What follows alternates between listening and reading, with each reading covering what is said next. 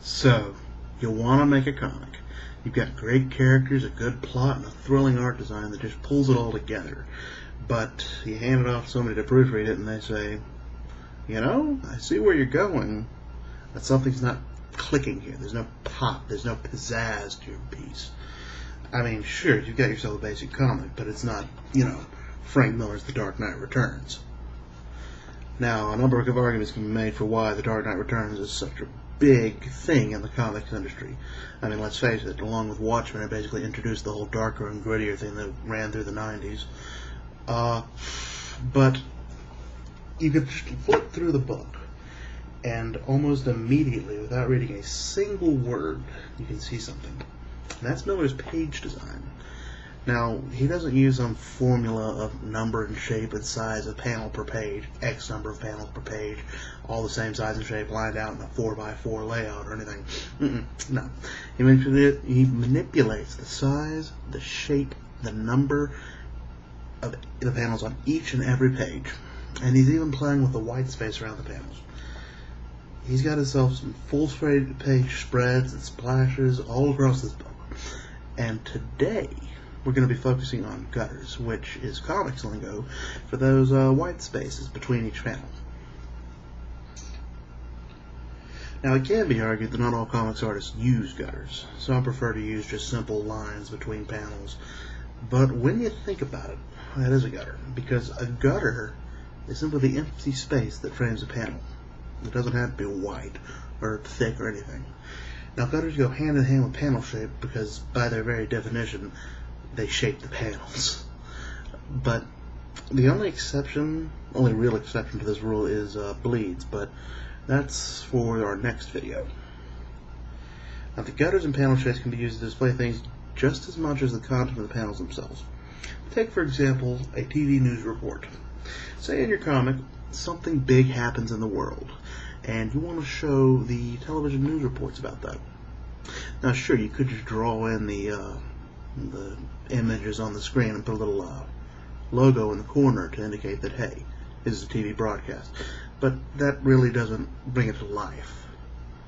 Now, you could instead rely on putting an actual television in the screen, the panel, and even show the people watching the news reports.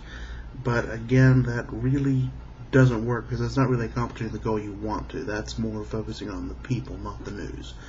You could even show the inside of the news studio, but that's not really broadcasting the same impact of, hey, this is going out to hundreds and thousands of people the world over. It's not accomplishing the same goal.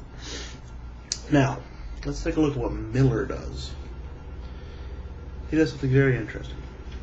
The example I'm showing here is from pages, let's flip back a couple pages. Page number is a little rare in this book. It's from pages 16 and 17 of the trade paperback. It's discussing the news reports and backlash on the quote-unquote curing of Harvey Two-Face Dent. Now, as you can see, Miller's not using his normal panel, which you can see an example of here, to display the news. Instead, he's using this interestingly shaped panel here that, if you look at it, really resembles a TV screen. He's using the gutters to shape the panel, and as a counterpoint, using the panel shape to shape the gutter, but we're focusing on gutters here, so that's the focus. He's using the gutters to shape the panel to look like a TV screen, and if we look at it again, the text also plays a role here, which ties into the gutter because the text is obviously inside the gutter, right here. Now, the dialogue here is outside the panel in the gutter. Now, obviously the shape of the panel simulates a TV screen, so it's like you're actually looking at the news. And as for the dialogue, that adds another layer because it's like looking at a teleprompter, or maybe even the closed captioning on a TV. The simulation really helps with suspension of disbelief because it makes it look like an actual TV news report on the page, as if somebody was taking a still from a TV. And it's really, really good for showing TV news. It's probably one of the It's one of the better methods of showing TV news. Now,